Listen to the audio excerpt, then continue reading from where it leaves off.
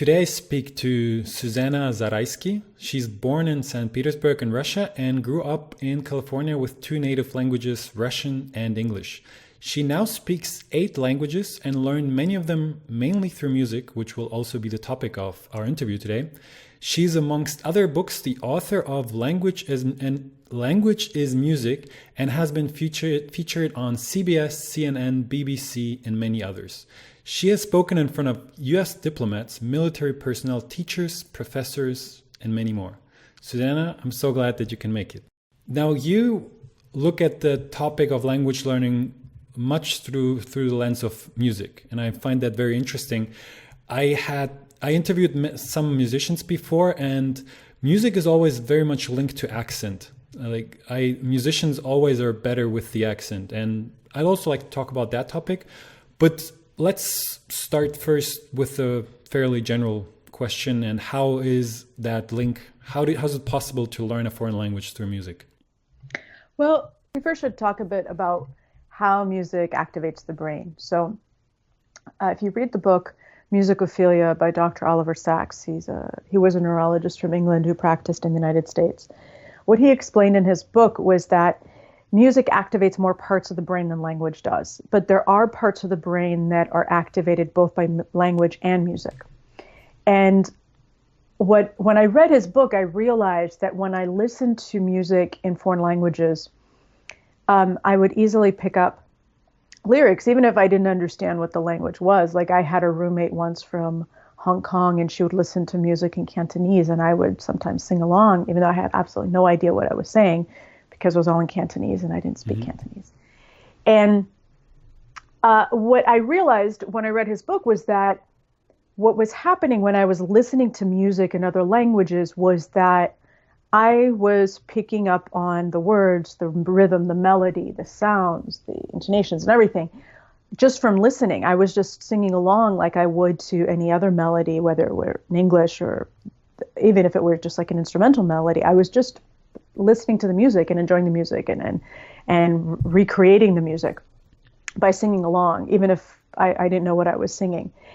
And that's one of the things to remember when you're thinking about learning a language, is that you have to learn the melody of the language, the rhythm, how it sounds, because there are people who speak fluent English, for example, who learned it through books and all that. But when they speak, they have such a heavy accent from their mother tongue. And it could be the same thing, somebody speaking in German or Czech or Chinese. Somebody who's speaking with the melody of their own language in the target language, and they sound sometimes it's sometimes very difficult to understand what they're saying, even if their grammar is perfect. And that's why it's important to listen to music in the language that you're learning, so that you get these mental imprints of what the language sounds like, what the melody is like of the language. And you can do this even before you formally start studying a language, just to get used to it. And you learn when you you need to find music that you like. What's important is to find music where the lyrics are, where you can hear the lyrical part much stronger than the instrumental part. Because, for example, if you're listening to heavy metal music and like American heavy metal music, I can barely understand what the singers are saying, and I'm practically a native speaker. So in this case, like, it's not going to be helpful to you if you're listening to heavy metal. So you have to make sure the words are very clear. It's also very important to find music where the people are speaking correctly in the language. You know, for example, if you take some rap music from the United States, a lot of the words are slang words, sometimes derogatory words, sometimes the grammar is intentionally wrong in order to make the song rhyme. So in some cases, I tell people you have to go back to some of the older music from like 40 or 50 years ago, where you don't have a lot of synthetic sounds, you don't have electronic music. It's really just the singer and a piano and sometimes an orchestra. Like Frank Sinatra's a really good example, but not everybody, you know, under the age of like 30 or 20 actually wants to listen to Frank Sinatra. Mm. But you can still find modern interpreters of song who it's just one guy or one woman and a guitar, and the language, and you can hear very clearly. And that's going to help you distinguish the the sounds of the language. So you need to find something that's easy for you to grasp. All right. And so if I found something, how would I approach this? Should I listen to the music and listen to the words and try to sing along with the lyrics? What would the actual process be of learning when I have found good songs? Mm-hmm. So I'll just explain. A lot of this started for me of just listening to the radio when I was at home or I was in a vehicle or listening to, at the time was Walkmans, so you could listen to the radio. And I didn't have the lyrics of the songs in front of me because I was usually in transit or doing something around the house. So I would just listen to the music and sing along, or not sing along. I would just listen and enjoy it. But eventually you do need to get the lyrics. But the good thing at the beginning is just to listen and really absorb, just like you would when you were a child. When you were a child, you listen to your mother tongue, or some people have multiple mother tongues if they're growing up in a multilingual environment. You listen to the language without any written representation of it. You're just singing along or just listening. And then eventually you need to get the lyrics. So you can go online, look for the lyrics. If you have the CDs, sometimes, CDs have the lyrics in them. Be careful. Sometimes online, the lyrics that you find are lyrics that somebody has written out, but they might not be the original lyrics. So you might have to look for multiple sources to make sure you're getting the right ones. Sometimes these things are done by amateurs. And then when you're listening to the songs, read the lyrics so that you can find what the words are. Because when you're first learning a language, all the words might just sound like one word. You don't hear the distinction from one word to the other because it just sounds like a bunch of sounds. And when you're reading, then you see where one word ends and the other one begins. Obviously, in some languages, it's easier to tell when one word ends and the other one begins. But in a language like French, where you have a lot of words that sound like the end in a vowel or start in a vowel, it's very hard to tell when one word ends and the other one begins because it just you're not broken up by consonants as you are in some other languages. So that's important to read as you're listening. And then it's also good to then not listen to the music and just read the lyrics and try to imagine the music in your head. And the reason it's important to replay the music in your head as much as you can from your memory is that the areas of the brain that are responsible for like replaying this music in your head, for memorizing the music, are also tied to long-term memory. And I forgot the exact part of the brain that I'm talking about.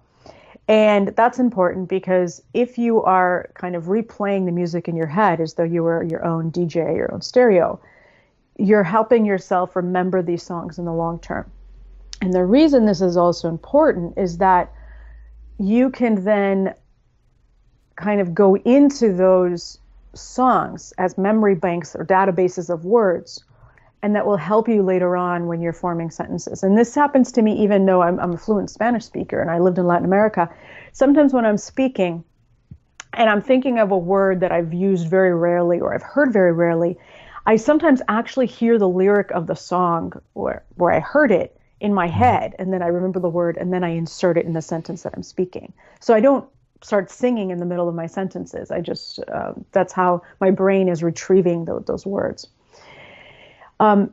Now, it's also important sometimes just to kind of play games with yourself and take the lyrics, make a photocopy, and then take a pen and block out some of the words or put something over some of the words so you don't see them.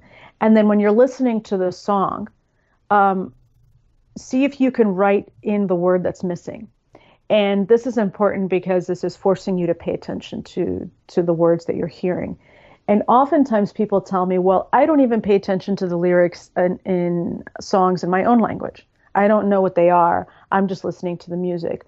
And that's because they're just not paying attention. It's not that you can't do it. It's just that you're maybe not trained to do it. That's maybe not of an interest of yours, especially if you're not interested in music or you haven't been musically trained. But it's all about training yourself. So it may mean that when you're listening to music, don't be doing other things. Don't be cleaning something in the house. Don't be tying your shoe. Don't be trying to brush your hair, whatever. really listen to the music and pay attention. And sometimes you have to close your eyes because you might be distracted by something that you see outside a window or in your house. And try to imagine what the story is in the song. I mean, most songs are about love. Somebody is in love, or somebody, their girlfriend just broke up with them and they're crying, whatever it is. But sometimes they're not. Sometimes they're, you can find stories that are political, or about revolutions, or that about problems that are happening in society. And so try to imagine what the story is about, like create almost like your own little video in your head. And the reason I bring this up is that some people are much more visual learners than they are auditory, or I forgot what the word is when you learn by reading. Mm-hmm. So unfortunately, the way languages are taught are usually you just have a bunch of vocabulary words you have to learn, or you have a conjugation chart, and you don't have that much visual input, especially in books. You might have some pictures.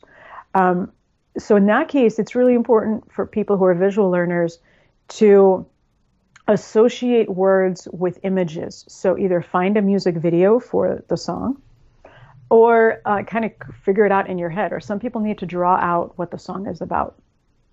One of the examples I give, which is quite easy, is that the song New York, New York, that was made famous by Frank Sinatra. And it's about someone coming from a small town, going to a big city in New York and seeing people, all night long on the streets and taking the buses. So, you can kind of imagine what it's like and, draw a picture for yourself of someone going into New York.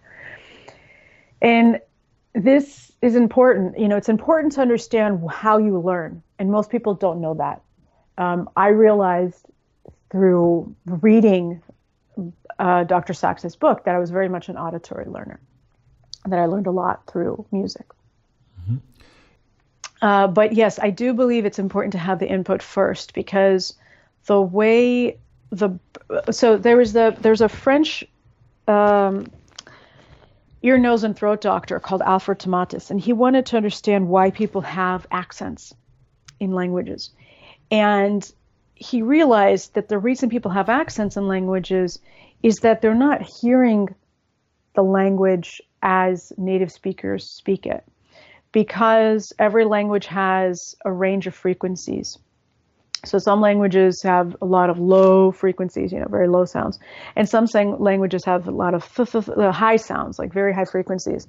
And if your language is, let's say, more on the low frequency side, and you're hearing something at a very high frequency, you're emitted from a native speaker of that language that's at a high frequency, you're actually probably not hearing it as native people hear it, because your ears are accustomed to the frequency in which you produce your own language, unless of course you are a musician or a singer and you're exposed to other frequencies. And so his theory was that people should listen to Mozart because Mozart had the widest range of frequencies from low to high.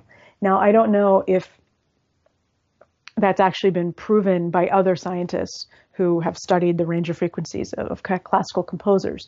But definitely the exposure to music in sounds in different languages or from different fields of music, whether you're talking about classical to rock to jazz to samba to, some music from the Himalayas, is very important, because it's expanding your capacity to process sounds in different frequencies.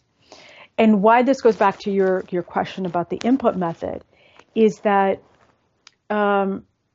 if you realize that you're a beginner, let's say you're 40 years old, you've never studied a foreign language, you don't listen to music from other countries, it's going to be quite hard for you to go into turbo mode very quickly and to develop a good accent. It's probably going to take longer than it would for other people. And what's important at that point is to expose yourself as much as possible to the sounds of the language that you want to learn. Okay. So that means that you think input should go first. And how would that work? What would be your advice be with how much input should I get first before starting to speak? That's a good question. And people ask me that, and I don't have a definitive answer like, oh, you should listen for a month or 3 weeks or whatever. there was research done in New Zealand on Russian speakers, and the research was done by Dr. Paul Sulzberger, who owns a translation and interpreting agency in New Zealand. And when he was doing his PhD in, I think it was in linguistics or pedagogy, language pedagogy, he had a group of students who had no exposure to Russian, because it's not a common language to hear in New Zealand, listen to Russian spoken before taking a formal class. And then he had a group of students with no exposure to Russian, not have any listening exposure for a couple of weeks before studying Russian. And I don't recall the period of time that the students were listening to Russian before taking the class. And what the study showed is that the students who got that period of time of listening to spoken Russian before formally studying Russian performed better than the control group of students who didn't have the exposure. So that's one example of where this, if you want to call it the input method, is important. But in this case... Let me ask you a question about this. So that this means that the people that went with input first had more studying time than the people that didn't? Is that... So the input was listening exposure. It wasn't input in terms of studying grammar before speaking. Yeah, but... It was just, But they still had, like... Could that be also a reason, that because they had more exposure than the other group? Yeah, that was the point, is that because they got the exposure to the listening, they did better when it came to, I think it was, I read the research about 4 or 5 years ago. I think when they started studying the language, the group that had the exposure for those couple of weeks or whatever time it was listening had an easier time understanding individual words or picking out individual words. So the point of the study was to show that it's important to listen first before you start studying, because if you listen first, it's going to be easier for you to recognize words. But I haven't read I read it like 4 or 5 years ago, so I would suggest you could just find it on Google Scholar, Paul Sulzberger, New Zealand, Russian. So I think you have to just kind of feel like what makes you more comfortable. Now, if you're in a rush, for example, and you have to go to a certain country in a month and you want to be able to speak, you're not going to have time to just listen to music for 2 weeks and watch movies for 2 weeks and then start studying grammar. You have to start much quicker. So in that case, if you're in a rush, you probably just have to do everything at the same time, like listen to the music or listening to podcasts or whatever in the background while you're doing things around the house, and then, actually study the grammar. But I don't suggest people get really lazy and just spend all their time consuming media. Thinking, oh, it's great, I can just, watch soap operas in Portuguese and suddenly I'm going to speak perfect Brazilian Portuguese. It's not going to happen. And I would say that you have to figure out what works best for you. And it's really important, actually, to be brutally honest with yourself about how much time you have to dedicate to something. Some people they know they're going to go to X country in 3 months and they need to be functional once they get there. And so they're in a rush. They may have to study every day. Other people who have busy lives, who work full time, who have to take care of elderly parents and children and have other community responsibilities, don't have every day to study. And it's just absolutely impossible for them to do something every day. And it's important for you as a learner to be extremely honest with yourself about how much you can dedicate. So I don't have a real answer for you. I can just give you an example for what's happening in my life right now. So I've been studying Greek, but because I have a lot of responsibilities and obligations, both professional and personal, I don't have the time nor the mental space really to sit with my grammar book. Like I sometimes read the grammar book and I fall asleep.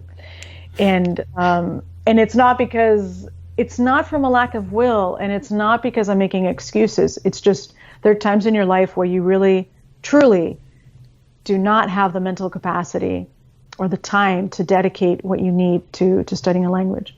So what I've been doing is I've been watching this Greek television show, actually with Russian subtitles, which makes it a little difficult because I don't read very quickly in Russian. So I have to stop very often to read the subtitles and then rewind so I can hear what they're saying in Greek. But I'm still learning. And as a matter of fact, I'm solidifying the patterns that I've already learned. For example, the possessive tense or just certain verb conjugations, very simple phrases. Am I making huge strides with Greek? No, but at least I'm not regressing. And it's actually helping me too, because I have to in Russian at the same time, so I have to be very alert.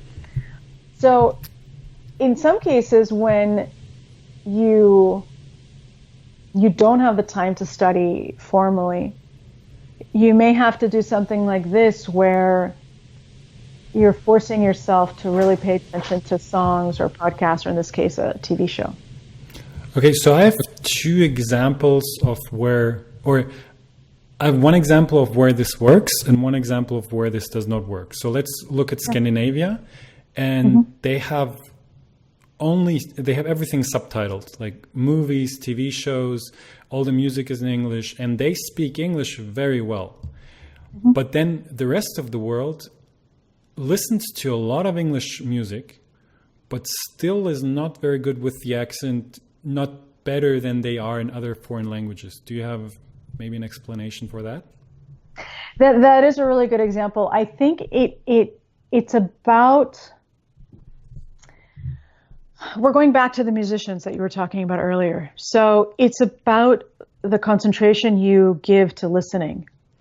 And I think in my case, because I have an inclination towards music, I tend to be a very good listener.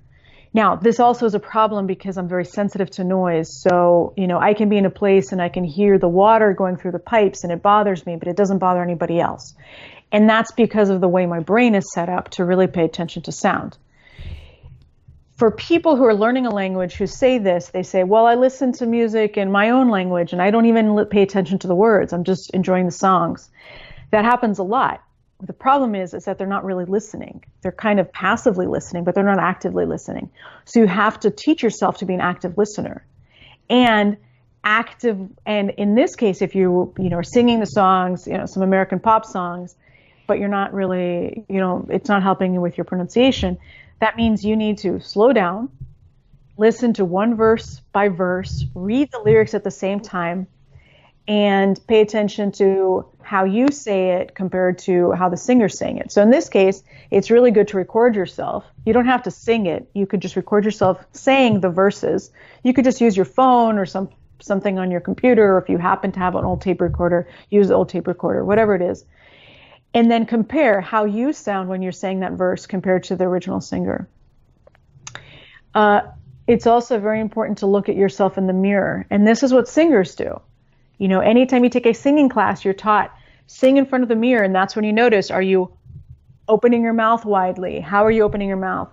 Because in order to pronounce certain sounds, you have to move your mouth in a certain way. For example, the th sound, which is very hard for French speakers in English. Well, you have to learn, where to put your tongue. And so you need to look at yourself in the mirror and then compare yourself when you're when you're watching a video of a singer saying that sound, or watch a television show when you see somebody making that sound and see where their mouth is. This requires almost like a microscopic view of the way people are speaking. And this is not the way we're used to being unless we're a forensic expert or we're doing a criminal investigation and we've been taught to look at that. But that's what you have to do. Mm-hmm. And how would I do that if I actually, now I'm listening to this interview and I decide to start tomorrow? How would I approach this? You mean music and media and incorporating them into your language learning? Exactly, yeah. Yeah. So what I would suggest is finding something that you're interested in. Now, some people like soap operas. So if you're learning Portuguese, you find some Brazilian soap opera. If that's not your thing, you like historical dramas, you find some historical dramas that are of interest to you. Like in my case, I'm watching this Greek television series about life in Greece on a leper colony. and it's showing life in Greece before World War II, during World War II, after World War II, and I just find it historically really interesting. So you find things that are compelling to you. And if you like the news, for example, watch the news in that language. And, in some places, it's actually really convenient. Like if you're learning French, you can watch France 24, France 24. And they have many times the same videos in English, French, and Arabic. And I think they may also have Russian or Spanish. With Al Jazeera, you have the same videos in different languages sometimes, same thing with BBC. So if you're watching the news, like let's say, for example, the discussion is about the recent shooting in Las Vegas. Well, if you've already heard the news in your own language and you're watching the report, let's say in English, and you're learning English, and you hear the word shooter, shooter, shooter repeated 3 times, you kind of guess that, okay, they're talking about a shooting. The shooter must be the person who was the gunman who had the gun. So you're making a connection between what you already know from the news and also what you're seeing on the screen. So if it's about Kim Jong-un in North Korea and they're showing him on the screen, you hear the word leader, for example, and you know the word leader. The word is repeated 5 times during his picture. You kind of make the connection. The word leader must mean the person who is the director, the president of North Korea. So that's a way to start. With music, it takes some time maybe before you find music that you like, or singers or musicians that you like.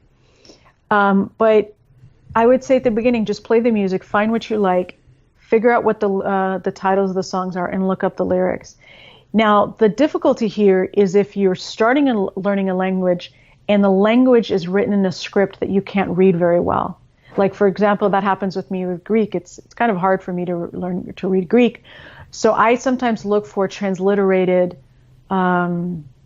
lyrics. So the lyrics are written in Greek but with Latin letters, so it's much easier for me to read along. Now, sometimes the transliterations aren't that good. Sometimes certain language are hard to do in a different script. But that helps. And then I can read the lyrics in the transliterated Greek. I can go back to the original lyrics in the real Greek, and then I can read the translation in English. So that's a way to do it. Yeah. So basically it's to implement input as much as you can into your life, but you actually have to listen actively. Like, you can't just let it run somewhere in the background and expect something to happen, but you listen, you try to understand, and you try to infer from what you're seeing or what you're hearing what it could mean, and by this way you get better and better at it. Yes. And there is obviously active listening is the main component, but there is a component where passive listening is important. And I noticed this in my own experience when I was learning Portuguese. It's kind of similar to where I am right now with Greek, but with Portuguese, I had a huge advantage because I already spoke several Romance languages. When I started to learn Portuguese, I was just listening to the Portuguese radio in the car when I was going to work and back, because where I live, there's a community of immigrants from the Azores Islands in Portugal, and they have their own radio station. And I was listening to it just as like background entertainment while I was commuting.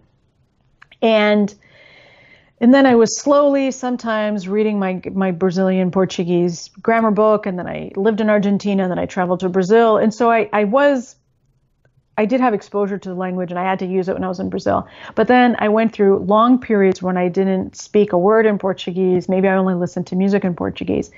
But then about 10 years ago, when I was living in New York, I was forced to speak in Portuguese because my roommate was from Brazil, and her friend came to visit from Brazil who didn't speak any English, and I had to speak.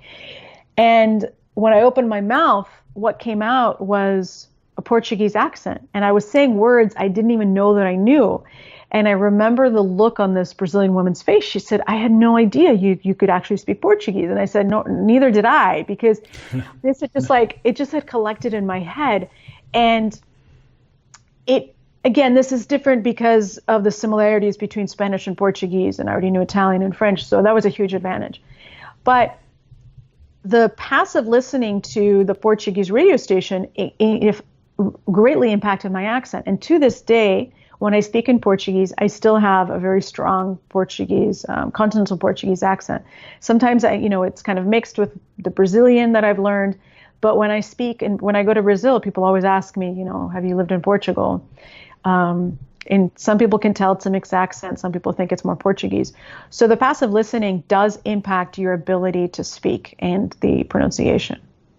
But I guess that only works in combination with the active listening. Correct. Yeah, you can't just have it in the background. Yeah. To come back to our example, why people around the world don't speak English very well, even though they grew up with English music and so on. Exactly. Yeah. Cool. And so now let's go back to the topic of accent. What do you think are some other possibilities to improve your accent with music? Like you said that singing along would be one possibility. What are other ways to improve your accent by this method? Okay, so there was the recording of yourself and comparing yourself That's to a good the original. one. Mm-hmm. Yeah. Also doing karaoke, like having like being out with friends and singing along and having fun.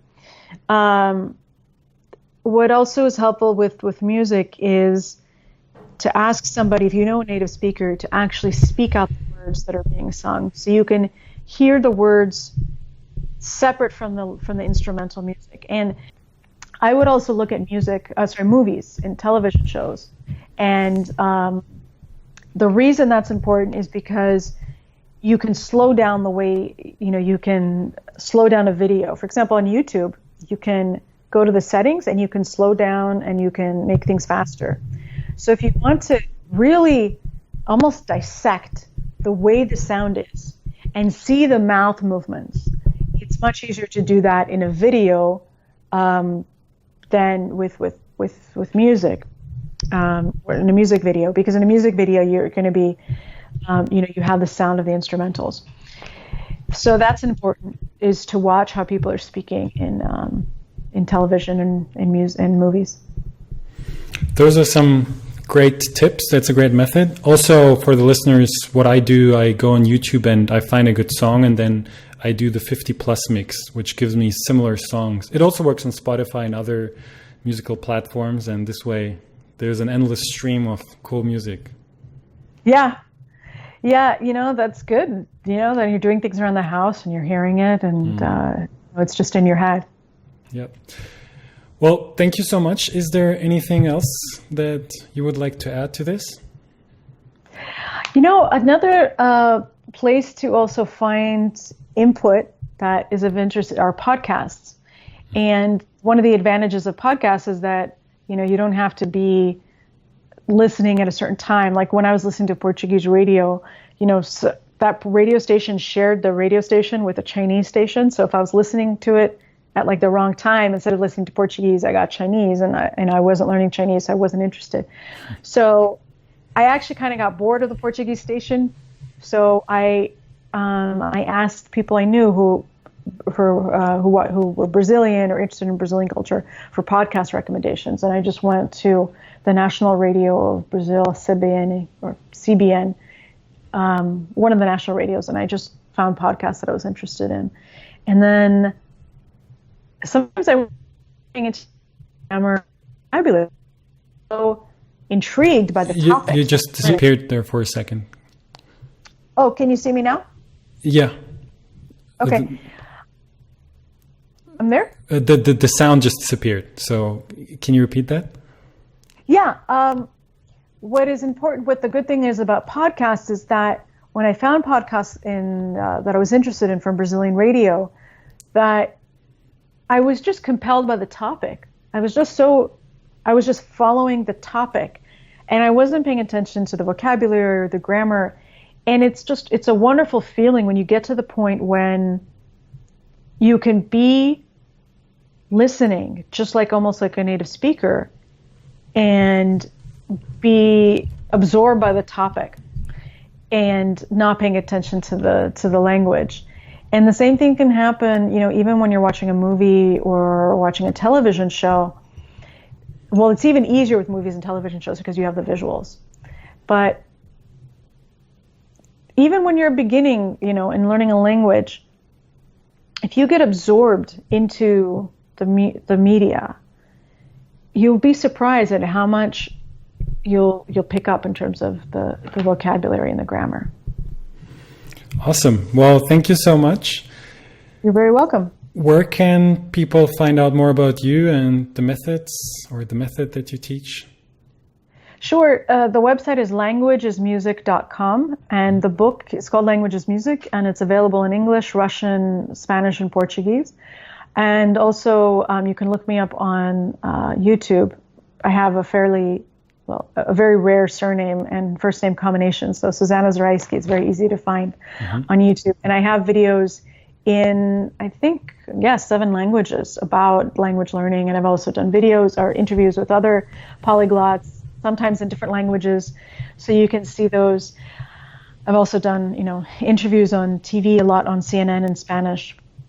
And the main thing I think for the takeaway is not to think of language as just grammar books, and to find something in the culture that compels you and really absorb that, And if you don't have people who live near you who speak that language, then you find people on the internet, different groups. You can find a conversation partner and bring that culture to you in whatever way you can.